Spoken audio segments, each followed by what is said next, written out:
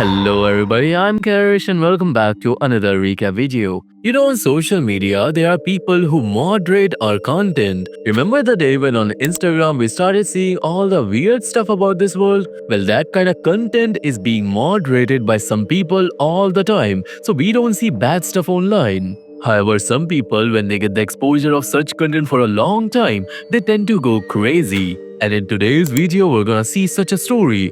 It's Deleter, Filipino horror, and it's about horrors of being a content moderator with a supernatural twist.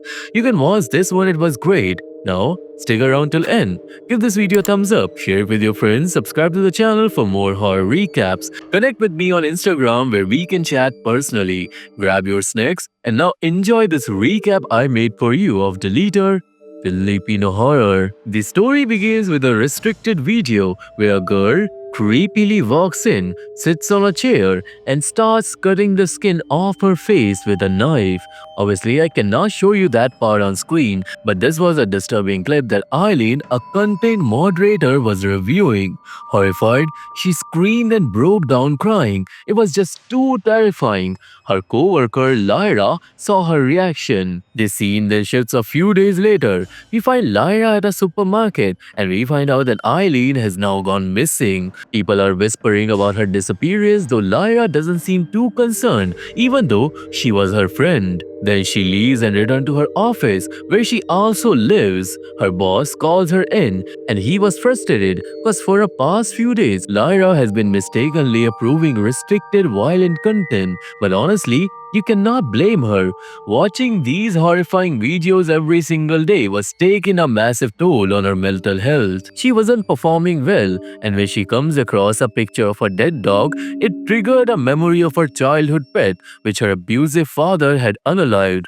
After apologizing to her boss, Lyra goes back to her condo, logs into her computer, and continues reviewing more content. Some of it's normal, but other clips show corpses, bad things happening to people, and even murders. She deletes the violent content and approves the normal ones, but as you can imagine, this was crushing her mentality. Later, during a work meeting, we learned that Lyra and Eileen were actually close friends. Still, Lyra doesn't appear too worried about her disappearance.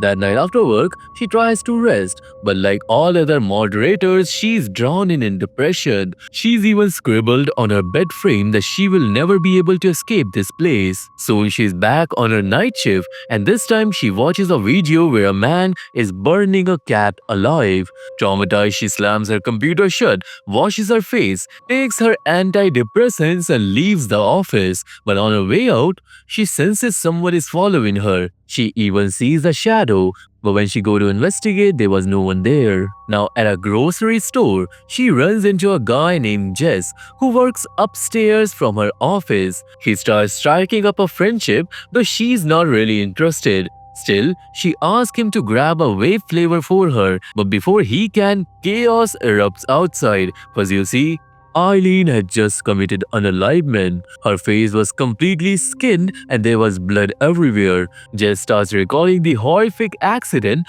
while Lyra trembles in shock. They then review the CCTV footage later and we see Eileen wandering the building like a deranged ghost, and turns out she was the one who was stalking Lyra earlier. The next day, police questions Lyra, but her boss already coached her on what to say. He told her to tell the cops that their company was just a call center, nothing more. However, everyone knew Eileen's death came from the psychological damage of watching those violent videos. But if authorities found out, this company could get shut down. So Lyra lies and she tells police she barely knew Eileen and that their company is only a call center. Her boss even deleted all the CCTV evidence, officially ruling Eileen's mysterious death as an accident. Now, after Eileen's death, strange things started happening with Lyra.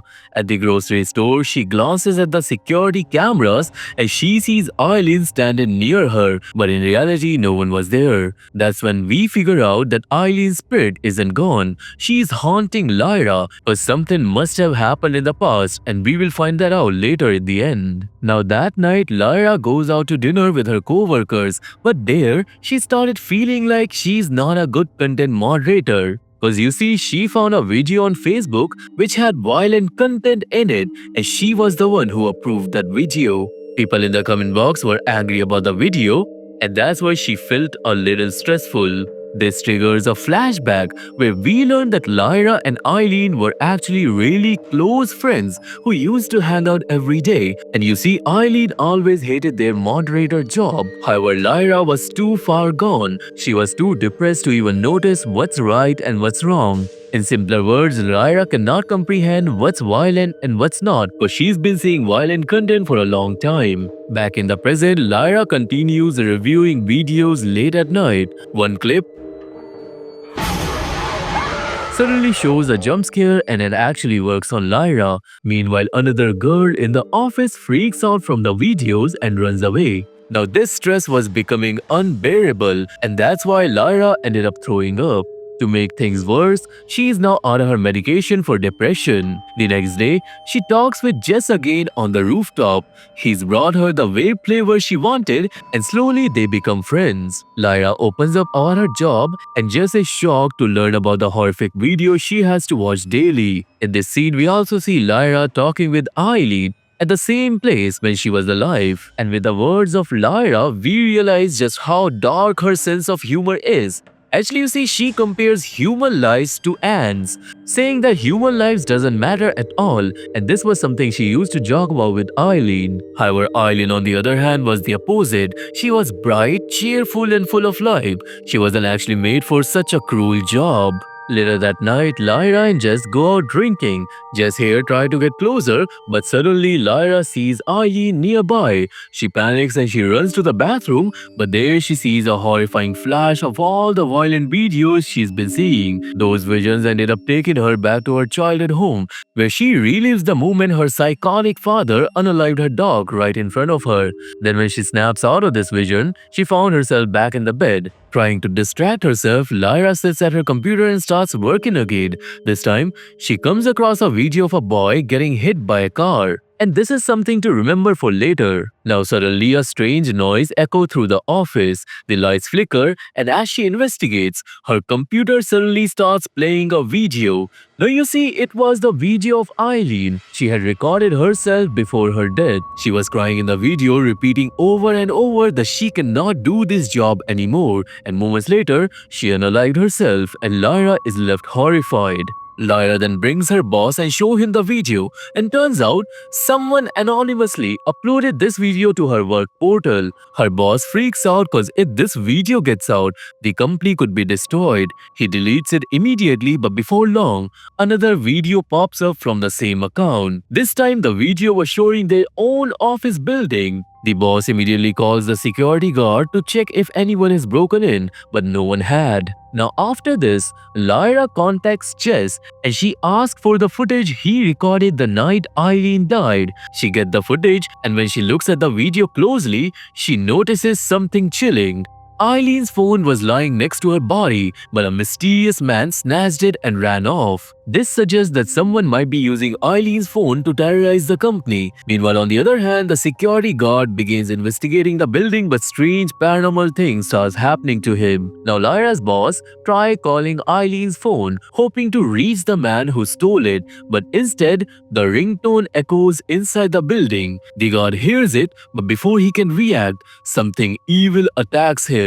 His body twists and contoured until he is transformed into something inhuman. Now when Eileen doesn't pick up her phone, Lyra's boss tries calling the security guard, but the guard doesn't answer either. That's why the boss decides to go find him himself. Meanwhile, Lyra notices something disturbing. She realized that the man who had stolen Eileen's phone was the same guy she saw earlier in that accident video, which means he's not even alive. And to make things worse, in that accident footage, she spots Eileen's shadow as well. So basically, if that man isn't uploading these videos, then who is? She questions this, and right on cue, Another video shows up from the same account. Lyra clicks the video open and what she sees her horrifies her.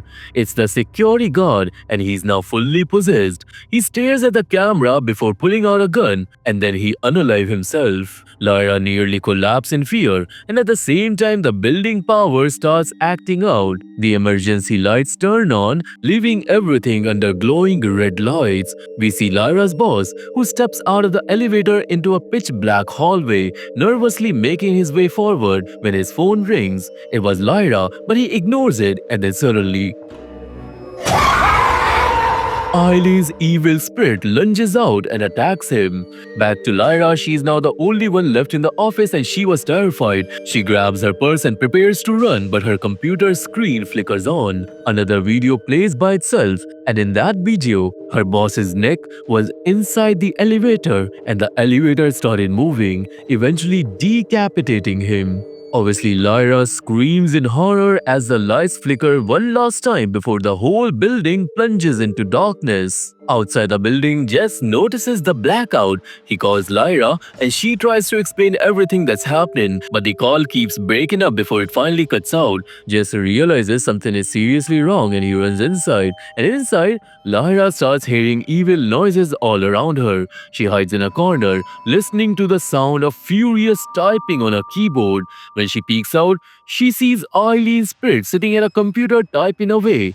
Lyra can hardly breathe now and suddenly, the typing stops and Eileen vanishes. Lyra now slowly makes her way toward her own glitching computer only to see a message appear on the screen. You're not getting out of here alive, you're not getting out of here alive, you're not getting out of here alive. And then the screen switches to live footage of Lyra herself, recording her from just a few feet away. But when she turns to look, no one is there. Instead, she spots Eileen's phone floating in the air recording her. Moments later, Eileen's horrific face fills the monitor and every single computer in the office switches on at once. The spirit then charges at her and Lyra ran for her life. She makes it to the exit, but the door was locked. She smashes the locked door open with a fire extinguisher, but just as she's about to escape, Eileen shoves her back. Lyra crawls desperately trying to get away, but Eileen overtakes her, pinning her down and screaming in a guttural evil language. And that's when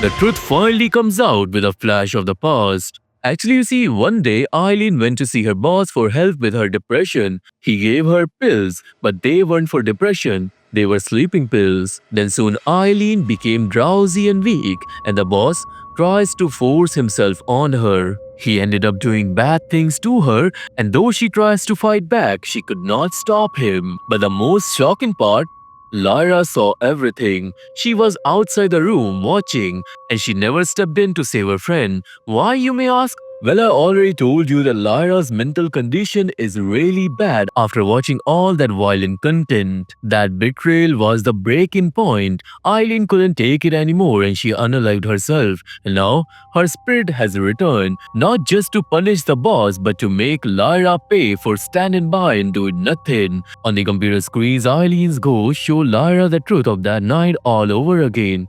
Lyra begins crying and she finally begs her dead friend for forgiveness. And she tells Eileen that how her own life has been nothing but hell and how she never tried to save herself, so how could she possibly save a friend? Hearing this emotional confession, Eileen's ghost finally disappears, and right then Jess bursts in with a group of people and they manage to rescue Lyra from the cursed building. The film now cuts forward in time. We see Lyra sitting in an interview at another company, her face hidden behind a mask for security reason. She's there to expose the truth about her old workplace. She answers every question honestly, and we learn how much damage moderating those horrific videos had done to her mind. At one point, Lyra breaks down crying, admitting that all she wants is to wake up from this endless nightmare. But the nightmare is far from over.